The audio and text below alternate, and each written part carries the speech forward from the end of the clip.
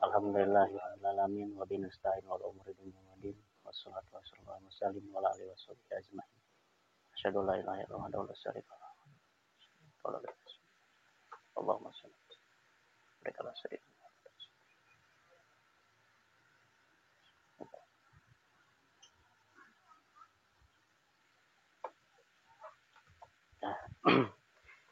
Sebelum kita mulai, kita berdoa dulu untuk guru-guru besar kita, ya, terutama untuk hari ini.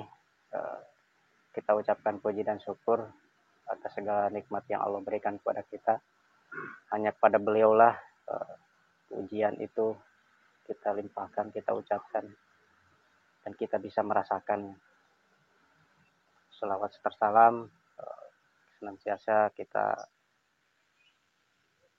ucapkan kepada baginda Rasulullah Sallallahu Alaihi Wasallam, Nabi Muhammad yang telah memberikan syafaatnya kepada kita semua. Mudah-mudahan kita semua yang hadir di sini bisa terlimpah curahkan syafaat beliau agar kita bisa selamat dunia dan akhirat. Kita berikan doa untuk beliau. A'udzubillahi minasyaitonir rajim. Bismillahirrahmanirrahim.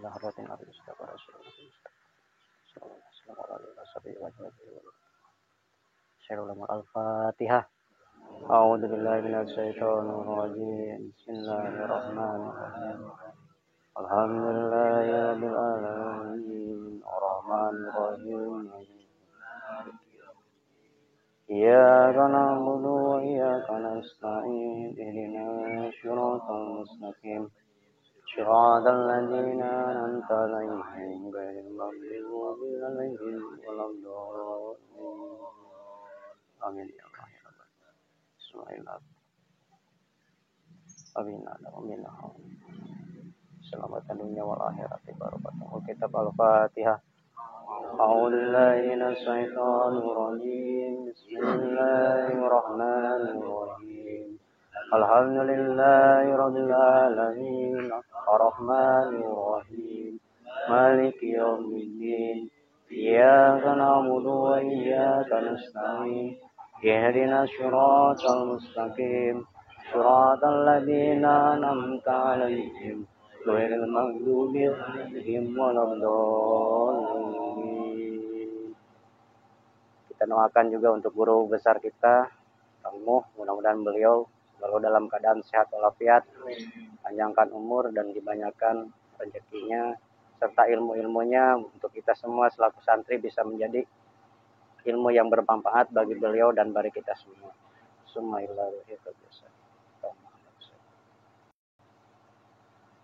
Selamatan barakatin wal karam wal ijazah barakatin. Kitab Al-Fatihah.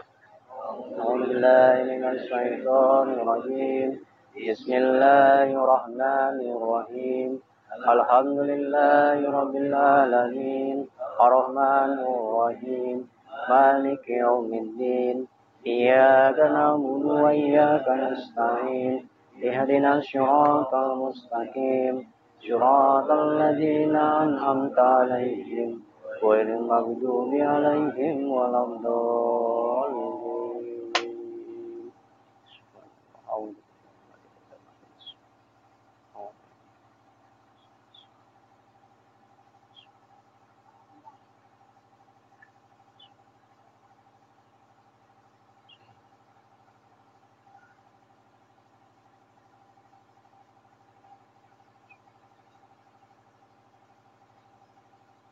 Mari kita sentuh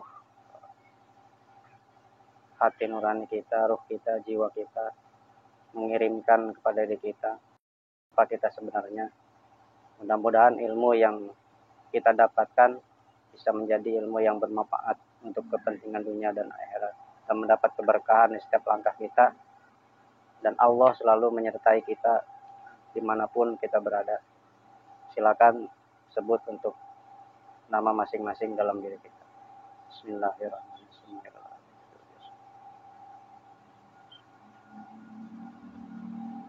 Selamat dunia wal akhirat.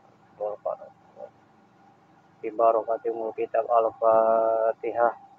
A'udzubillahi minasyaitonir rajim. Bismillahirrahmanirrahim. Alhamdulillahirabbil alamin. Arrahmanir rahim. Maliki yaumiddin. Iyyaka na'budu wa iyyaka nasta'in. Ihdinas siratal mustaqim. Siratal ladzina an'amta 'alaihim ghairil maghdubi 'alaihim waladdallin.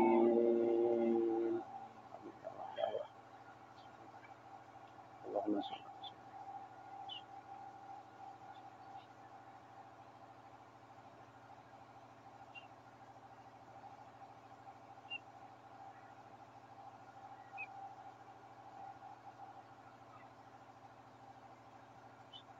Ya, sebelum kita mulai, jadi kita bersihkan dulu kalbu-kalbu yang ada di dalam hati kita ya. Jadi hari ini kita coba lepaskan problem keduniaan kita dulu. Jadi kita rileks dulu, kita santai, kita belajar ikhlas dulu ya. Nanti waktunya nanti biar saya yang tentukan. Silakan kita benar-benar merasakan keikhlasan itu, fokus aja ya. Jangan pakai amalan apapun ya, kita fokus aja, santai, kita pasrahkan ya. Yang penting yang selalu diingat adalah tetap Allah ya. Allah, kita bersihkan dulu nih hal-hal yang benar-benar kotor, kita coba buang dulu. Kita punya perasaan pernah menyakiti seseorang, kita pernah tersakiti, kita pernah dijolomi, atau kita pernah menjolomi seseorang, kita keluarkan dulu, kita buang dulu. Jadi biar nanti diskusinya kita agak sedikit meringankan kekotoran kita ya. Untuk menghapus mungkin agak susah ya, nggak ada manusia yang alim atau yang suci ya. Jadi kita fokus dulu, silakan sebut nama Allah dalam hati, santai, fokus, rileks, lepaskan semua beban yang ada dalam diri kita ya. Terkadang karena zikir kita juga itu menjadi beban kita kehidupan sehari-hari. Nah hari ini kita lepaskan beban itu ya, biar nanti kita diskusinya lebih enak ya, hati kita lebih tenang, hati kita lebih damai ya. A'udzubillahi minasyaitonirrajim. Bismillahirrahmanirrahim. Silakan fokuskan diri, rileks, santai, nanti bisa merasakan apa yang dirasakan masing-masing.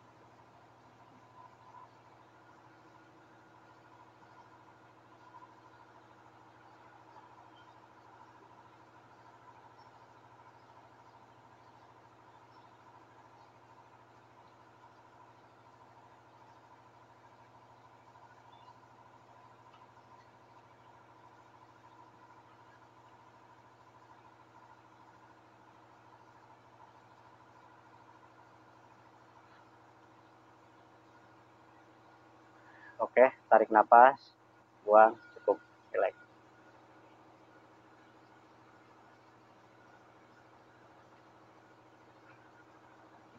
Sedang gelisah.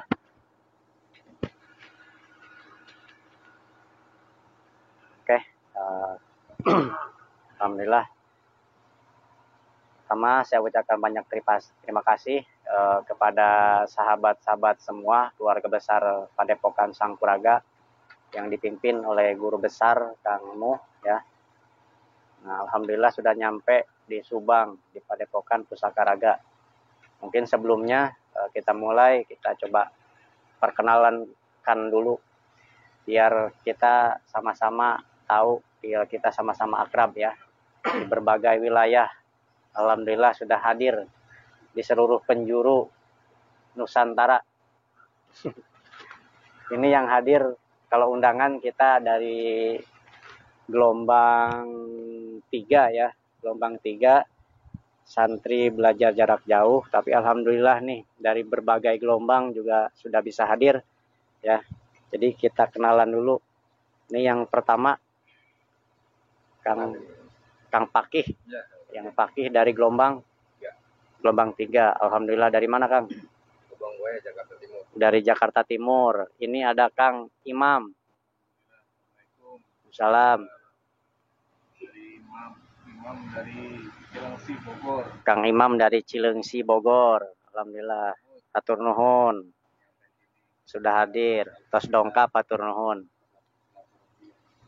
Ya. Abah. Waalaikumsalam warahmatullahi wabarakatuh. Kang Asep. Tinggal di Cikarang. Di Cikarang, alhamdulillah Cikarang. Asli Bandung, tinggal Cikarang, alhamdulillah. Saya belajar jarak jauh di Gelombang 3 ya. Oh ya, ini gelombang 3 ya. Alhamdulillah gelombang 3. Babeh. Waalaikumsalam warahmatullahi wabarakatuh. Perkenalkan, saya Eko Maulana. Bapak Eko. Asli dari Kuningan. Asli Kuningan ya. Kebetulan sekarang lagi kerja di Jakarta. Oh ya, dari Jakarta. Saya belajar jarak jauh di gelombang 5. Mau gelombang 5. Ya, assalamualaikum gelombang 5. Ini ada Pak Eko. Mangga. Pak Ustadz. Waalaikumsalam warahmatullahi wabarakatuh. Kang Aden. Gelombang 3 Kang Aden, alhamdulillah. Tangerang ya? Tangerang. Tapi tinggal sekarang di Kebon Jeruk, Jakarta. Alhamdulillah, terima kasih hatur nuhun. Mangga, Pak Ustadz. Waalaikumsalam warahmatullahi wabarakatuh. Ya, Kang Odi. Kang Odi gelombang 3. Pasar Minggu. Base campnya Kebon Jeruk. Berarti majelisnya Cakra Sangga Buana. Alhamdulillah cabang-cabang dari Sangkuraga sudah mulai banyak di berbagai wilayah ya. Alhamdulillah. Mudah-mudahan tetap istiqomah ya. Mangga. Waalaikumsalam warahmatullahi wabarakatuh. Kang Tony. Asli Tasik. Gelombang 3, alhamdulillah gelombang 3. Mangga. Oh, ini dari ini ya. Cakra Sangka Buana. Alhamdulillah mantap banget dah. Ini kesepuhan dari Cakra Sangka Buana. Mangga dilanjut. Ini satu tim sama Kang Odi. Mohon mangga. Waalaikumsalam warahmatullahi wabarakatuh. Pak Haji Sobandi, Purwakarta. Gelombang 4. Alhamdulillah. Assalamualaikum gelombang 4. Ada yang hadir. Mangga dilajeng. Waalaikumsalam warahmatullahi wabarakatuh. Kang Suryana. Purwakarta juga. Gelombang 4. Alhamdulillah. Gelombang 4. Mangga dilajeng. Waalaikumsalam warahmatullahi wabarakatuh. Kang Topik. Gelombang 7. Ya.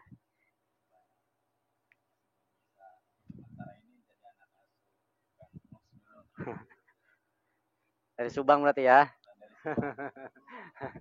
Subang. Ini. Waalaikumsalam warahmatullahi wabarakatuh. Kang Herdi. Gelombang 4.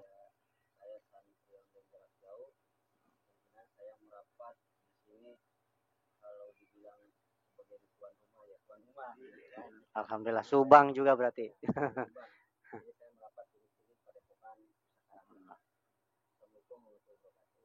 Waalaikumsalam warahmatullahi wabarakatuh. Nah itu alhamdulillah ya. Dari gelombang 3, gelombang 4 sama gelombang 5. 5, 7. Alhamdulillah berkah ya Allah. Mudah-mudahan tetap istiqomah dan lulus. Ini tuh satu lagi. Gelombang 7. Sini dong. Datangnya dari malam nih, tapi baru hadir. Silakan, Kang. Kang Rohmat dari Jakarta. Gelombang 7. Alhamdulillah. Kang Topik ada temennya. Gelombang 5 ada perwakilannya. Ini gelombang 3.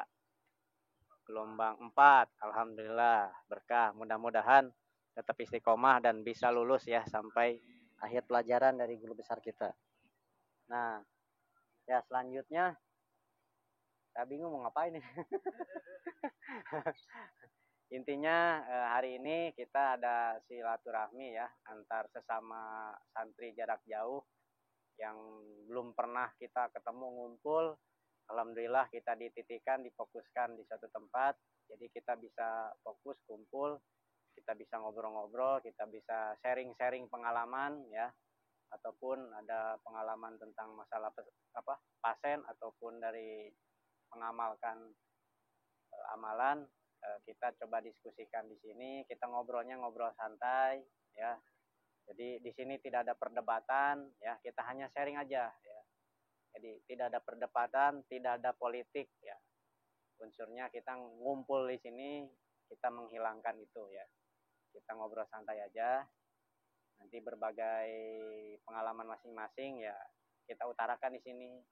Atau ada kendala-kendala yang lain kita utarakan di sini ya. Siapa tahu di masalah-masalah problem kita bisa terpecahkan ya di sini ya. Ataupun punya pengalaman begini-begini nggak apa-apa ya. Karena tujuan kita adalah silaturahmi di sini. Kita isi dengan itu aja ya. Kita isi dengan diskusi aja. Kita tidak berdebat ya, sekali lagi kita tidak berdebat. Kita punya pandangan masing-masing. Jadi kita bisa menghargai lah ya. Menghargai sama satu sama lain. Oh yang ini pengalaman saya begini-begini ya, kita harus terima karena itu pengalaman beliau ya. Jadi jangan sampai berdebat, oh saya pengalamannya begini, oh harusnya begini gini ya, jangan ya. Kita masing-masing punya pola pikir ya, kita bisa saling menghargai itu. Nah, mungkin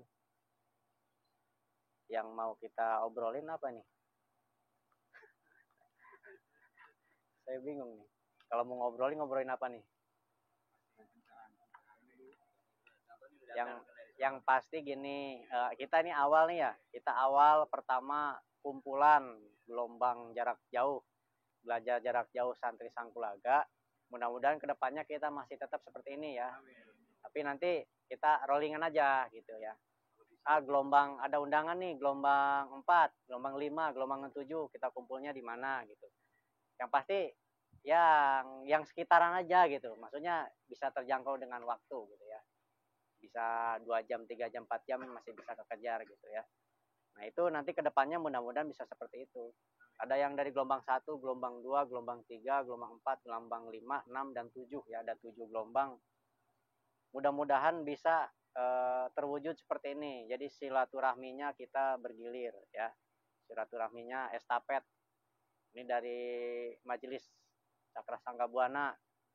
Kita mau ada silaturahmi antar gelombang sana, ayo gitu. Atau dari Paki di Jakarta Timur ya, kita coba ngumpul gitu. Nanti mudah-mudahan sistemnya seperti itu ya. Mudah-mudahan kita selalu sehat, kita dipanjangkan umur, kita dibanyakan rezekinya sehingga kita bisa terus silaturahmi ya. Yang dari Bogor, terus mana lagi nih? Jakarta ya, kebanyakan Jakarta, Bogor, Nah, untuk memulai mungkin harusnya sharing keilmuan, tapi mohon maaf nanti kita nggak terlalu vulgar ya, karena diliput gitu, diliput ya. Kalau untuk sharing keilmuan ya, mungkin pengalaman aja dulu dah, ya pengalaman dulu seputaran gelombang. Nah, boleh. Ya.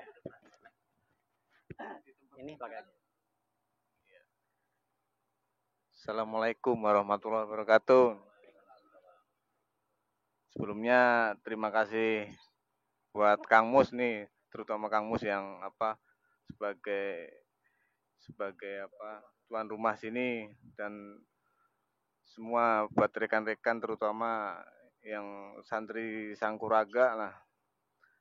Saya kan punya pengalaman sedikit nih, kan di tempat kerja saya kan kemarin kan sempat ada kesurupan massal nih.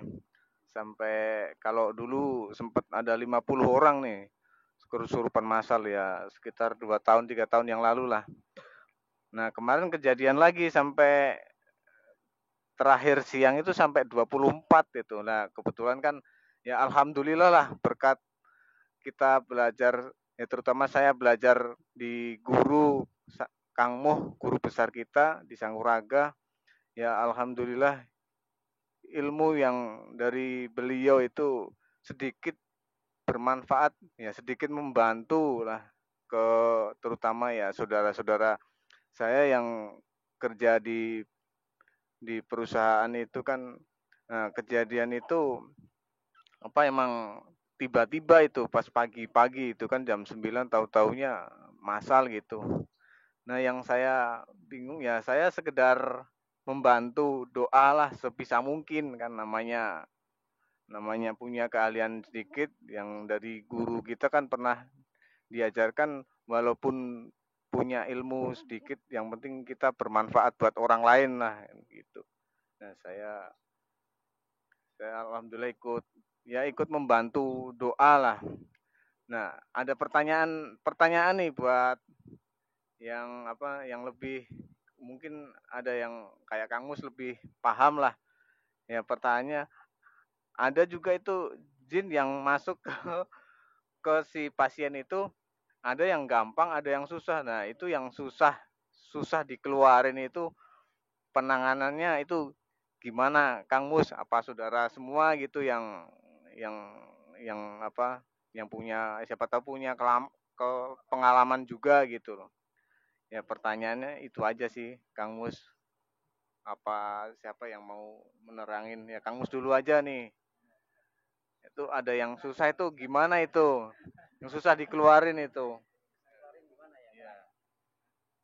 Ya, terima kasih Kang Imam. Alhamdulillah pengalamannya langsung massal.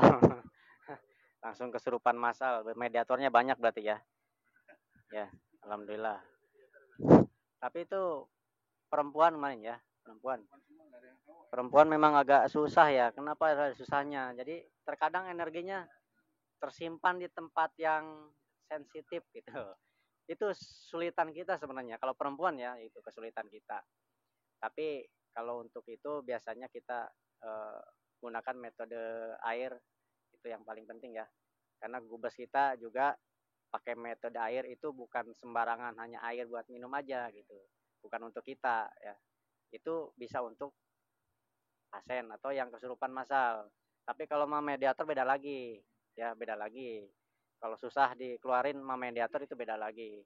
Biasanya kalau kesurupan massal kan ada yang teriak-teriak doang gitu atau nangis gitu. Itu masih bisa pakai media air sebenarnya. Yang pasti kalau perempuan itu selalu ada dia tersembunyi di tempat-tempat yang sensitif. Itu yang sulit dikeluarin itu situ.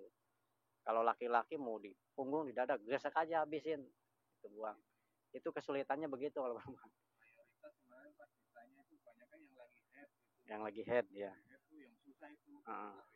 Ya itu begitulah. Jadi ada di hal yang sensitif, agak susah soalnya saya rakinya kalau di perempuan. Harusnya ada lagi di perempuan di sini gitu. Baru kalau enggak di sana ada enggak nih perempuan gitu. Suruh baca apa kayak bismillah apa gitu. Keluarin gitu. nanti Kang Imam yang ininya gitu. Metodenya misalkan dari perempuan lagi nih, perempuan lagi udah bacain bismillah gitu, yang tahu aja gitu aja keluar gitu. Ada tempat-tempat titik-titiknya tertentu apa gimana?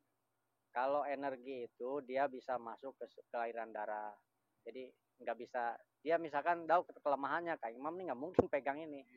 Nah bisa dia diam di situ atau di lebih sensitif lagi dia sembunyi di situ. Nah itu sulitnya kita di situ sebenarnya, yang agak susah itu nggak geraba ya. Ya ibaratnya walaupun bisa keluar tapi lama itu. Ya alhamdulillah yang penting keluar ya, yang penting keluar aja ya. Alhamdulillah berarti ilmunya sudah bisa bermanfaat untuk orang lain ya. Alhamdulillah. Ada yang lainnya? Kang Tony. Tapi jangan pertanyaan, saya bingung menjawab. Kita sharing. Bukan ranah saya sebenarnya kalau mau ngejawab masalah ilmuwan. Ada Gubas. Kita sharing. Tapi kalau misalkan yang lain bisa nambahin ya, kita coba kasih penjelasan gitu. Takutnya bingung. Mangga, Kang Tony. Mau gimana? Mau sharing?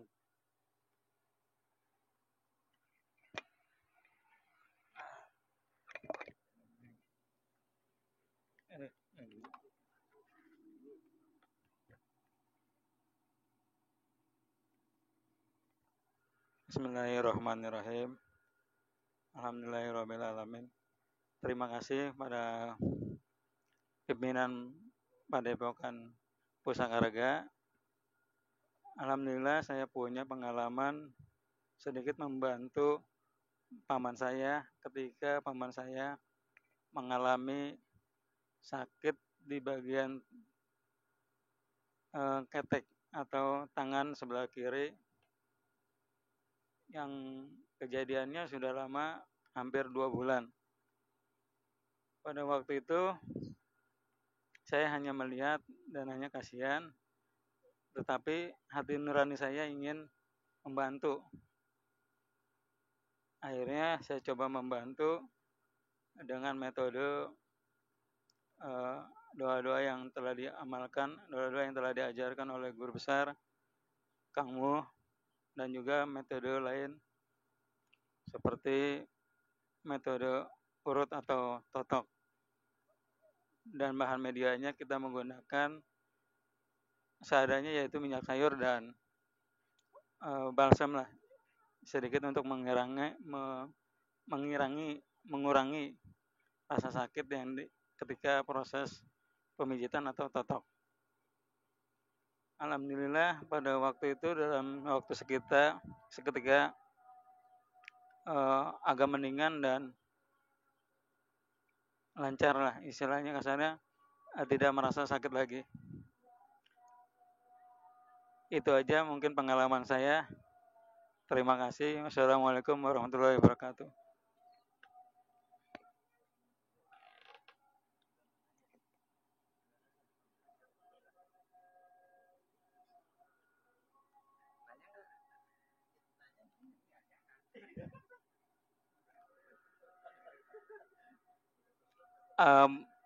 Ada satu pertanyaan. Istilahnya mudah-mudahan pertanyaan saya bisa mewakili teman-teman yang lainnya dalam proses belajar ilmu spiritual atau ilmu hikmah ini di guru besar Kang Mu. Pertanyaan saya adalah soal keyakinan dan bagaimana cara menumbuhkan keyakinan kita terhadap proses amalan-amalan yang telah diajarkan oleh guru kita. Kemudian bagaimana caranya agar amalan-amalan yang telah diajarkan oleh guru kita benar-benar menyerap ke dalam tubuh kita atau energi ke dalam tubuh kita. Terima kasih. Wassalamualaikum warahmatullahi wabarakatuh.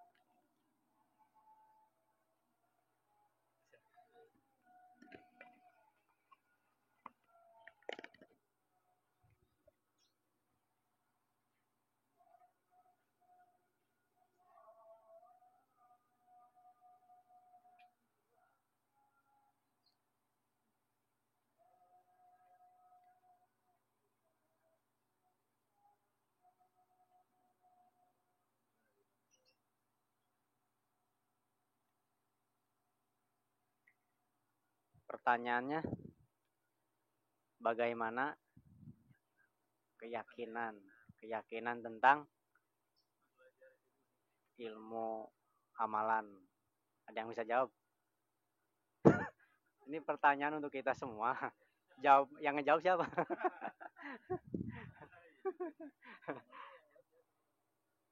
Yang jawab yang udah punya pengalaman aja dah. Gimana caranya gitu? Ada nggak? Biar kita bisa ikhlas atau gimana tadi? Yakin. Oh, biar kita yakin dengan kemampuan gitu. Nah, sebenarnya gini, saya hanya sedikit kasih gambaran aja ya. Nggak tahu ini jawaban atau apa, saya nggak tahu. Tentang keyakinan, ya. Yang pertama adalah amalan itu bukan milik kita, itu, ya. Bukan milik guru besar kita. Guru besar nurunin ke kita, itu bukan menjadi hak milik kita, ya. Jadi selama kita masih merasa memiliki ilmu itu sudah kita menyalahi, ya, menyalahi. Kalau kita masih merasa saya punya ilmu ini, ya, seyakin-yakinnya kalau kita masih punya hati yang seperti itu akan sulit tercapai atau mendapat keyakinan tentang masalah fungsi dari amalan itu, ya, karena semuanya amalan itu bukan guru kita yang menciptakan, bukan guru kita yang memberikan, ya. Kita semuanya dari Allah semuanya. Guru kita hanyalah perantara syariat, ya, dari beliaulah. Jadi supaya kenapa harus ada mursyid, ada guru? Jadi biar jelas nasabnya kita, ya. Nah, masalah keyakinan, orang kalau ngomongin yakin itu ada beberapa tahapan, ya. Yakin itu ada beberapa tahapan. Terus kalau kita mengamalkan sesuatu tanpa kita mempraktekkan, ya, itu akan hilang keyakinan, timbulnya keraguan-raguan. Memang seperti itu siklusnya. Jadi kalau nggak bisa praktek, ya begitu, ya. Kita bingung, kenapa? Karena ilmu gaib ini tidak terlihat, tidak terasakan, gitu, ya. Karena berhubungannya dengan yang gaib-gaib, gitu, sulit. Jadi seperti orang yang melihat sesuatu, ini hanya ini aja ya. Kang Pakih bisa melihat terawang membuka mata gaib misalkan kayak pocong. Nah, ilustrasinya seperti ini. Ada yang tahu Roko Samsu nggak? Tahu ya Roko Samsu? Tahu nggak? Semuanya tahu kan? Nah, itu jangan dilihat dulu, ya. Roko Samsunya jangan dilihat. Roko Samsunya ada. Semuanya tahu, tapi sekarang tidak memiliki Roko Samsu. Kebayang nggak sama pikiran kita ada Roko Samsu? Bentuknya bisa sebutin? Kang Aden bisa nyebutin Roko Samsu seperti apa? Nah, terus ada tulisan 2, 3, 4. Kata Kang Pakih, saya melihat pocong Kang, di situ bentuknya warnanya putih jelek seperti ini. Yang lain nggak lihat kan? Jadi ilustrasinya kurang lebih seperti itu, imajinasinya, ya. Nah, munculnya dari mana itu? Jadi bukan langsung dari mata. Jadi ini yang harus disentuhnya. Dari kolbu kita harus disentuh. Jadi kalau udah di kolbu sentuh, barulah masuk ke yang lainnya. Dari pendengaran ke mata, ke otak, muncullah wujud itu. Begitu. Sebenarnya kalau ngomongin masalah gaib itu begitu penjelasannya. Sekarang kalau saya ceritain Kang, di situ ada kuntilanak. Ini mau udah percaya nggak? Kan saya nggak bisa ngebuktiin tuh. Nggak bisa nampakin kan? Nah, ilustrasinya seperti itu. Itu ada Roko Samsu. Jadi imajinasinya Roko Samsu itu seperti ini gitu. Ini. Itu muncul dari kolbu kita naik kepala. Nah, ilmu gaib itu seperti itu. Dia akan hadir, dia akan datang, muncul ketika kita membutuhkan. Ya, kita membutuhkan. Contohnya refleks, aduh ini ada orang sakit, tiba-tiba minta tolong ke kita. Yang ingatnya amalan ini, ya udah itu aja. Insya Allah sembuh. Itu cara kita mencari keyakinan akan lebih sulit. Kita akan malah jauh, ilmu kita akan jauh ketinggalan kalau kita mencari keyakinan ke situ. Nanti keyakinannya akan muncul dengan sendirinya dari kolbu kita yang paling terdalam. Itu hitungannya detik. Sekarang Kang Tony nyari, saya ingin belajar ilmu yakin terus bertahun-tahun. Tapi munculnya ketika ada pasien, refleks dia. Amalan inilah saya tarik aja. Sembuh alhamdulillah, dijabah sama Allah. Nah, dari keyakinan itu kan hanya sekian detik. Kita nggak mesti nyari jauh-jauh. Sebenarnya di situ. Atau tiba-tiba ada merasakan kok ada kayak getaran, kayak malam. Itu kan hitungannya detik, tiba-tiba bisa gerak. Itu kan gaib, nggak ada yang ngegerakin. Dari keilmuan kita. Jadi kita mau cari sampai kemanapun keyakinan kita, nggak usah jauh-jauh, nggak usah lama-lama. Yang penting kita ada di kolbunya kita bersih, ya. Hilangin dulu yang kotor-kotornya, gitu. Bersihin dulu yang kotor-kotornya, gitu. Kalau murni full bersih mah agak susah, ya. Hanya ruh yang bersih, karena ruh itu diciptakan langsung diturunkan dari yang Maha Suci. Itu aja yang bersih. Selebihnya kotor semua. Penglihatan, pendengaran, penciuman gitu. Sulit. Nah, mungkin menurut saya ini mungkin ada yang lain bisa menambahkan gitu. Tentang bagaimana caranya agar bisa yakin gitu. Karena yakin ada tingkatannya ya, tergantung dari diri katanya sendiri. Kalau untuk membuktikan keyakinan ya menurut versi saya mungkin seperti itu gitu. Atau mungkin ada tambahan dari yang lain ya silakan. Kang Aden, Pak Eko, sesepuh kita dari gelombang 3, Kak Asep, Landianya Ki Jahe. Ini sesepuh kita ini. Alhamdulillah ada orang tua di sini bisa membimbing anak-anaknya di sini. Alhamdulillah. Ini cucu-cucunya semua ini dari beliau ya. Gimana ada tambahan? Kang Odi, ketua dari Cakra Sangga Buana. Alhamdulillah, berkah. Iya, sharing dong, sharing. Ini sharing aja, sharing. Oh, gimana?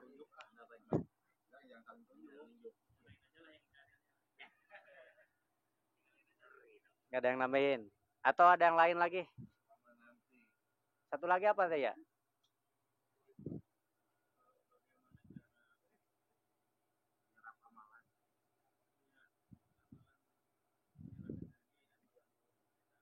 Menyerap energi amalan. Kalau menyerap ilmu energi energi amalan, yaitu yang diajarkan sama guru sebenarnya.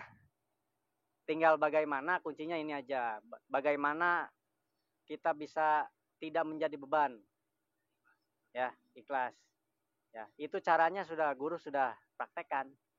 3 tahapan itu adalah caranya menyerap amalan itu. Itu sudah dipraktekkan sama guru, cuman kebanyakan kesalahan dari kita adalah kita menjadikan itu beban. Ya. Beban amalan, beban zikir, itu yang salah sebenarnya di situ. Ya. Jadi kalau bisa kita rubah dari beban itu kita menjadi cinta. Ya. Wajib juga kalau nggak disertai dengan cinta atau dengan kesukaan, saya sukanya zikir. Itu akan lebih enak. Tapi kalau jadi beban, waduh, hari ini belum zikir nih gitu. Belum satu sama sekali. Harusnya misalkan dua kali dalam 1 hari. Bagaimana? Nah, itu adalah muncullah kita menjadi itu beban buat kita. Nah, itu dihilangin. Ya. Itu dihilangin. Kalau benar-benar kita mau nyerap metode guru itu sudah benar. Ya, dari zikir, air, pernapasan itu sudah benar. 3 metode itu adalah cara penyerapan amalan. Tinggal kita hilangkan beban itu. Beban zikir kita hilangkan. Jadi kita berzikir tapi bebas dari beban zikir.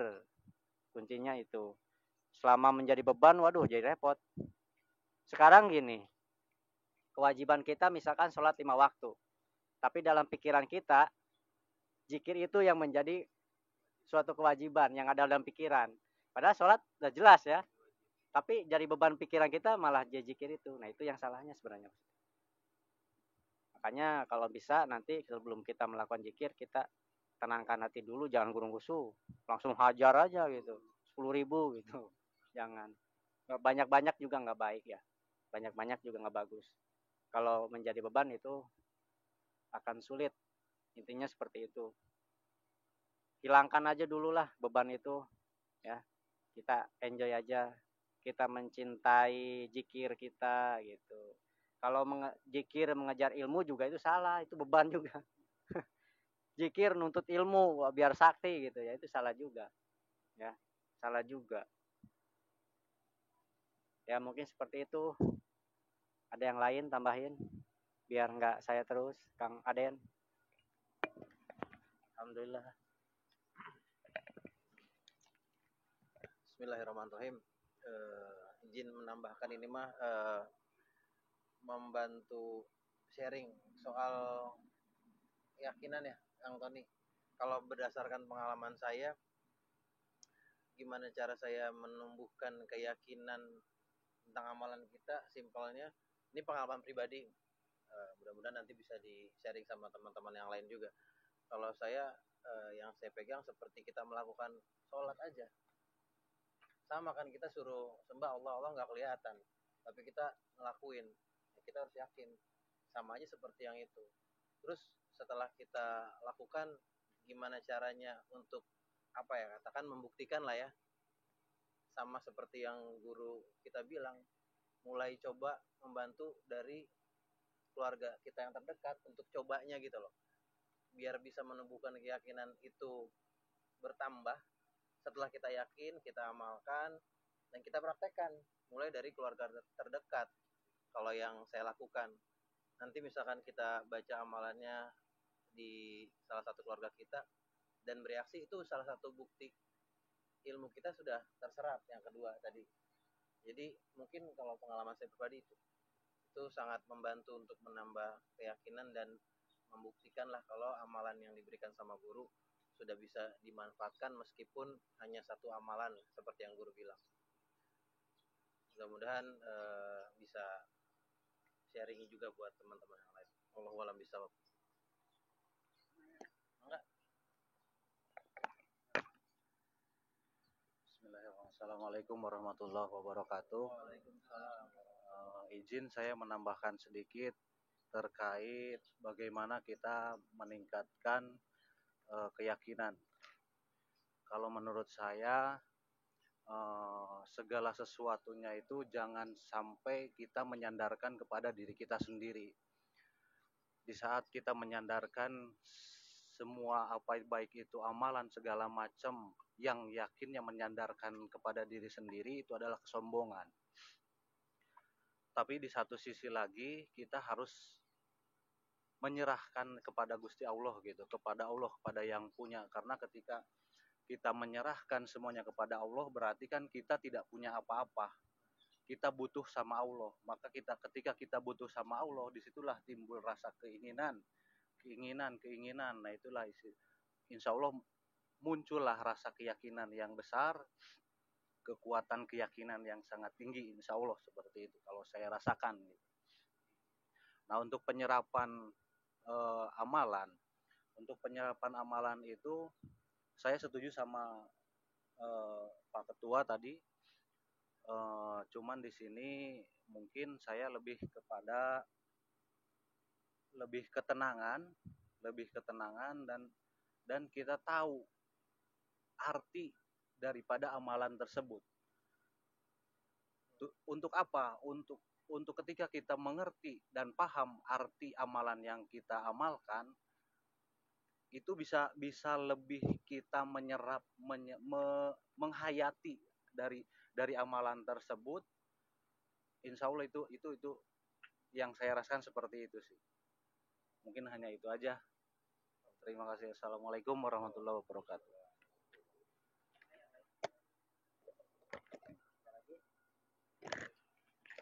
Ada lagi yang nambahin? Monggo silakan. Sharing-sharing aja, ngobrol santai.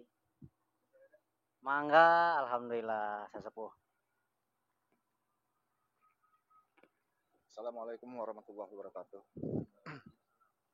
Di sini saya akan sharing dan juga ada beberapa pertanyaan, dua pertanyaan yang untuk semuanya, rekan-rekan, khususnya juga kepada ketua kita.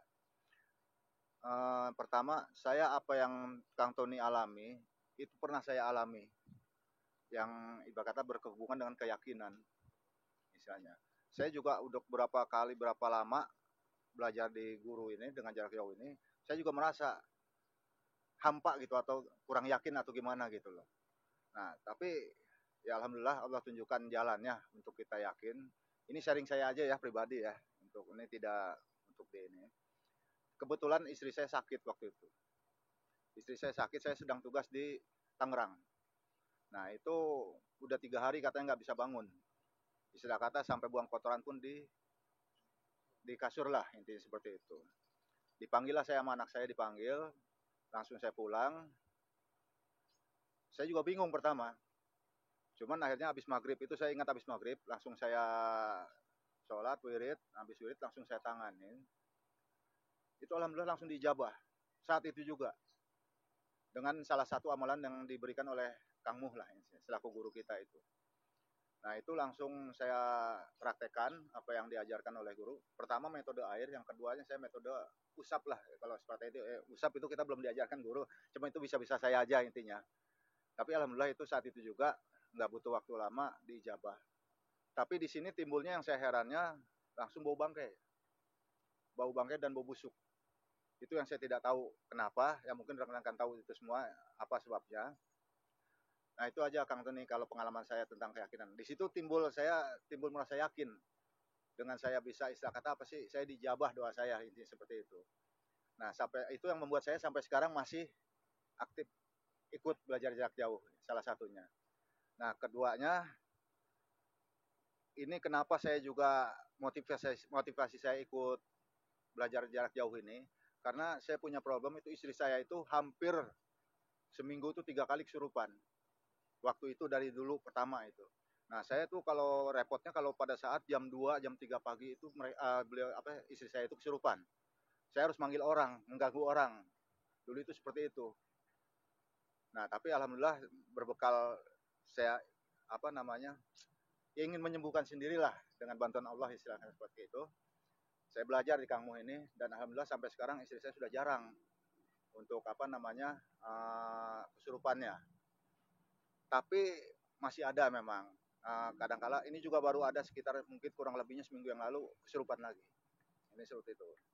Nah ini yang untuk menambah keduanya sharing dan pertanyaan. Sharing itu dengan berdasarkan istri saya itu sering kesurupan. Apakah mungkin karena selama ini begitu saya wirid agak lama aja. Seperti yang sekarang ini kan agak lama. Itu istri saya udah seperti belingsatan lah. Belingsatan terus kadang suka marah-marah sendiri. Nah itu seperti itu. Nah saya timbul pertanyaan apa mungkin di diri istri saya itu ada sesuatunya kan gitu. Sehingga saya punya punya inisiatif. Saya akan tangani sendiri, coba lagi secara metode ruqyah yang pernah kita diajarkan juga lah ini seperti itu. Tapi di situ istri saya langsung marah-marah. Seperti ngelawan lah. Padahal tidak biasanya suka ngelawan. Nah mungkin dengan begitu, jangan terhadap saya, mungkin sama orang lain, minta bantuan orang lain. Ya sama, pada saat mau berangkat, itu langsung tiba-tiba menolak dan pokoknya tidak mau lah. Begitu saya ajak-ajak terus, timbulnya jadi ribut gitu loh. Nah itu yang saya mau tanyakan. Bagaimana solusinya dan apa sebabnya? Untuk rekan-rekan semua, mungkin yang tahu, tolong saya minta bantuannya, itu aja. Terima kasih. Assalamualaikum warahmatullahi wabarakatuh.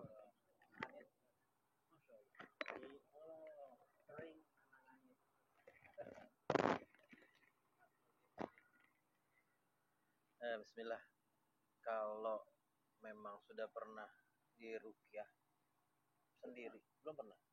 Oh. Karena selalu nolak terus. Nah berarti harus dicarikan waktu, mungkin dicarikan waktulah yang tepat untuk bisa dibawa ke ruqyah terdekat gitu.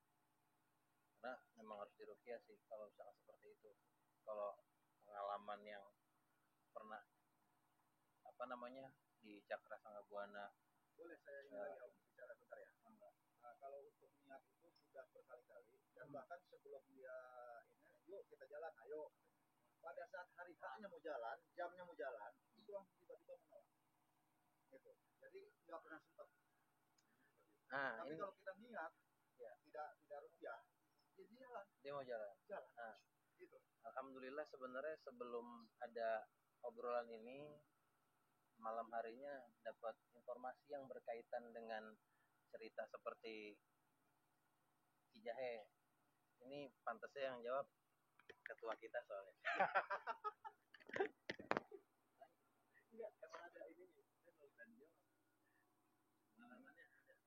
Gimana ya? Ini pengalaman Kang Aden ini sebenarnya ini.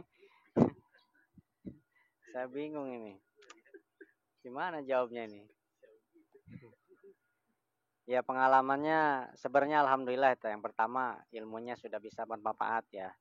Jadi muncul keyakinan katanya gitu. Jadi setelah bisa baru yakin. Sebelum menangani belum yakin gitu. Nah itu gaib itu seperti yang saya bilang tadi, tidak terlihat, tidak terasakan ya. Tapi itu akan muncul ketika kita membutuhkan, dan itu hitungannya per detik. Belajar di gelombang 3 berarti udah lebih setahun lebih ya. Setahun lebih. Muncul keyakinannya ketika baru nanya pasien itu. Itu kan hitungan detik itu sebenarnya ya. Bisa alhamdulillah selesai. Cuma menit. Bertahun-tahun belajar, hari itulah itu timbul keyakinannya. Berarti sebelumnya 1 tahun itu nggak yakin.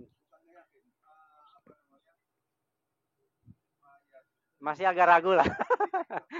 Masih ragu karena belum praktek ya. Nah, jadi sebenarnya fungsinya belajar itu ya untuk tujuan pertama guru itu untuk bermanfaat untuk orang lain ya. Bukan untuk gaya-gayaan ilmunya, tapi kita untuk bermanfaat. Jadi kita kembali lagi sana gitu. Jadi yang pertama jangan nyari pasien juga. Wah ini sakit, ayo sama saya aja. Itu jangan juga, ada etikanya ya. Saya mau nyoba ini. Itu jangan ya. Jangan. Berarti kita merasakan kalau saya punya ilmu itu, jangan itu ya. Itu yang dilarang. Terus problemnya adalah kalau istrinya Abah ini, sesepuh ini, kalau mau diajak ruqyah nggak mau, nolak gitu ya. Marah-marah. Nah,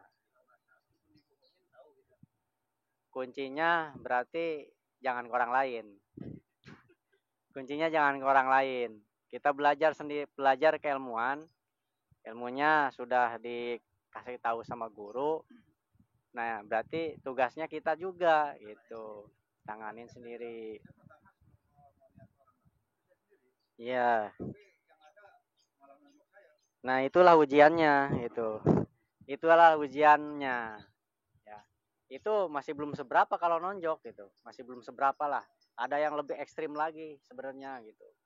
Sampai mau tusuk-tusukan atau malah mau bunuh diri, mau loncat. Nah, itu lebih ekstrim lagi seperti itu. Itu harus lebih sabar lagi ya. Abahnya.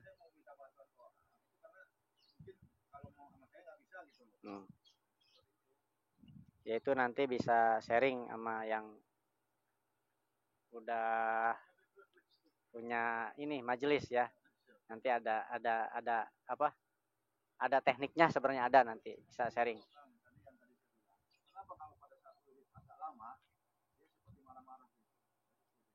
Ya itu sebenarnya gini. Abah ini udah merasakan belum ada keganjalan dalam tingkah laku atau perilaku istri, atau ada hal-hal yang tidak wajar gitu. Udah bisa merasakan belum? Atau dari pola pikir kita, oh ini istri saya kayaknya nggak benar gini. Ada hal yang nggak baik ini.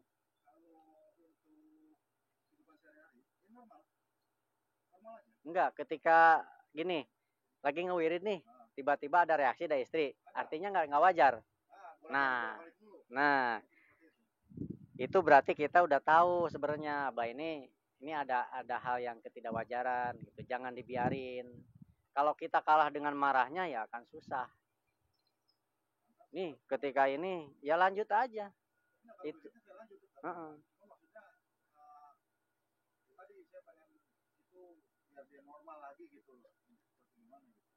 Kita nggak bisa untuk instan untuk itu. Yang penting kita coba aja terus. Ada yang bertahun-tahun, ada ya. Jadi kita bukan apa ya, bukan kita yang menentukan itu sembuhnya ya. Kita hanya punya syariat aja nih Kang, ini sebenarnya kena gangguan, sembuh sehari, nanti besok lagi sembuh lagi, besok lagi. Itu ada yang seperti itu, ya. Jadi jangan merasa wah ini udah sembuh lah, mas saya sembuh. Nah itu sulit juga. Nah mungkin saran dari saya, nah karena sharing di sini, nanti bisa komunikasi lagi, penanganannya lebih lanjut nanti ini. Cuman untuk caranya saya nggak publikasikan di sini. Nanti coba ada sesi konsultasi pribadi ya nanti. Tapi pengalamannya seperti itu nanti ya. Kalau nanti yang lain ada pengalaman yang sama ya bisa diskusi lagi nih sama-sama rekan-rekan ini gitu. Iya, alhamdulillah ya, harus bertahan ya, harus tetap berjuang demi kesembuhan sang istri. Nanti ada sessionnya lagi Pak untuk konsultasi yang lebih lanjutnya ya. Ini banyak banget Kang Tony. Oh mau nambahin? Alhamdulillah bisa nambahin. Silakan.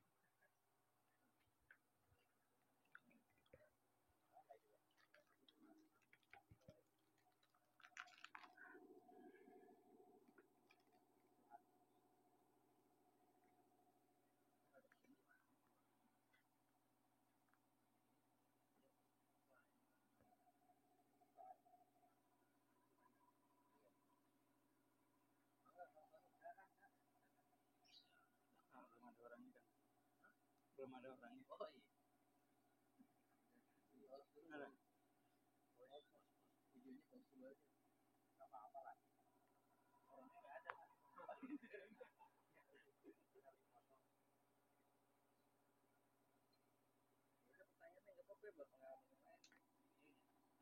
Ada.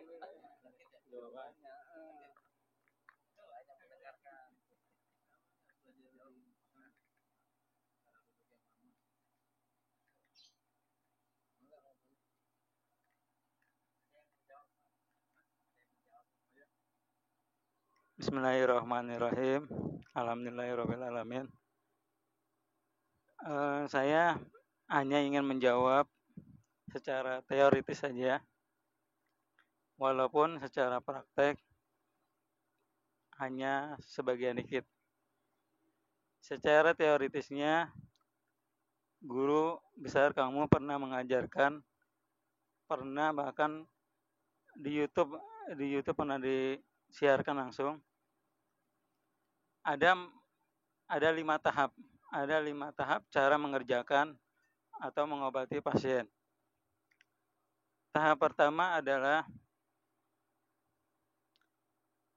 anggap aja istri Bapak ini dianggap sebagai pasien ya. Sebagai pasien, maka langkah pertama adalah mempagari rumah Bapak atau istri Bapak, pagar gaib dulu. Yang kedua adalah dengan cara mengobati pasiennya. Setelah mengobati pasiennya, langkah 3 melakukan dengan cara netralisir. Yang keempat, dengan cara mempagar gaibkan pasien tersebut. Yang kelima adalah dengan cara lakukan dzikir secara rutin minimal 7 hari, maksimal bisa sampai 100 hari. Tergantung tingkat keparahan atau tingkat gangguan yang sangat besar terhadap gaib istri Bapak. Mungkin itu saja secara teoritisnya. Ya mungkin teman-teman semua pada lupa atau belum mendengarkan secara teoritis yang telah diajarkan guru. Itu aja, sekian, terima kasih. Waalaikumsalam warahmatullahi wabarakatuh. Adapun mengenai hal seperti pagar gaib, melakukan netralisir, mungkin saudara kita, Kamus, bisa menjelaskan secara lebih dalamnya. Terima kasih. Waalaikumsalam warahmatullahi wabarakatuh.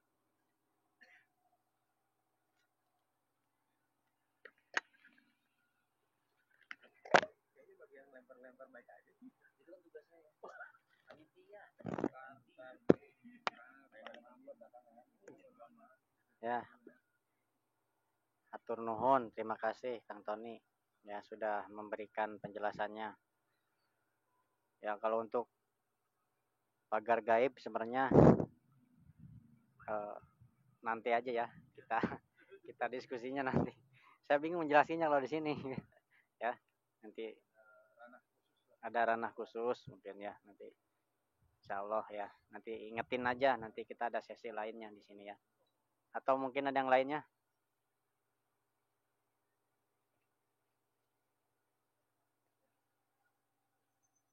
Selain sharing pengalaman apalagi kira-kira?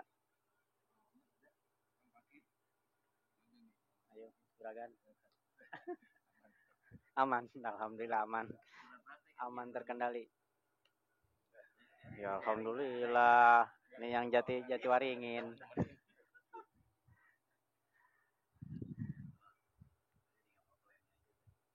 Udah cukup. Nggak ada yang lagi?